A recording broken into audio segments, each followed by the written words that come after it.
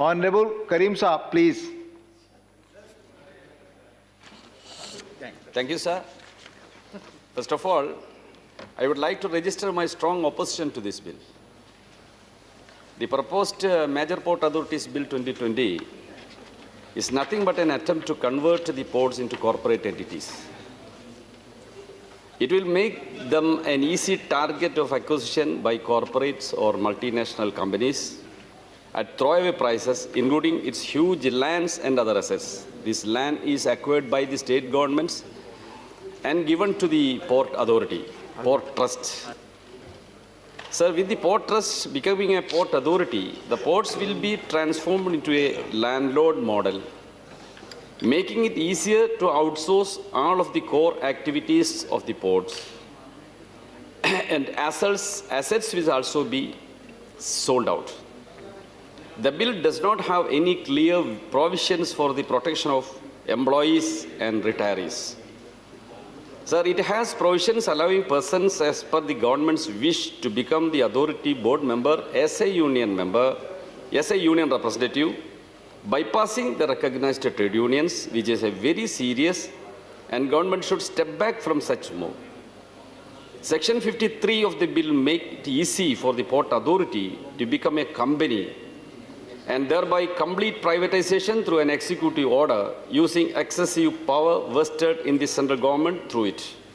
The proposed bill is only an interim arrangement and will definitely lead to conversion of the ports into authorities in a later stage and ultimately privatizing the organization. Clause 33 and 53 subsection 1 and 2 of the bill is having provisions for this. Since the Major Port Trust Act 1963 is a unique enactment already in place, there is no justification in repealing this act and introducing the Major Port Authorities Bill 2020. Whereas it is inevitable to give more functional autonomy and financial power to the Port Trust, suitable and appropriate amendments can be made in the relevant clauses of the MPT Act 1963.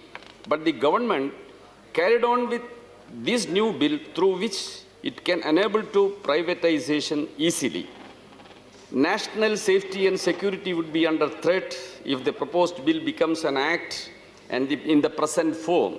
According to the Parliamentary Standing Committee, which says that, I quote, the committee notes that the government intends to attract investors in the ports. However, the ports like Cochin, Visakhapatnam, Mumbai and Goa are handling defense cargo.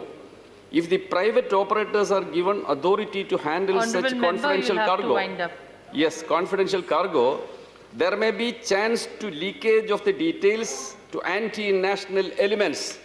That is very serious, sir. All time, the ruling party is speaking about national safety, but here they are compromising with national safety. Sir, as all the other legislation of this government, this bill is also an instrument to appease the corporates. Karimji, you will yes, have I am to concluding. Please. Privatization of public assets is the sole aim of this government. The union budget presented last week is also a move in this direction. In this bill, also it is evident that intention of the government is Karimji, for privatization and selling of assets to corporates and multinational companies. So I oppose this bill. Thank you, Karimji. इसके बाद Manoj Kumar Jha ji. Thank you very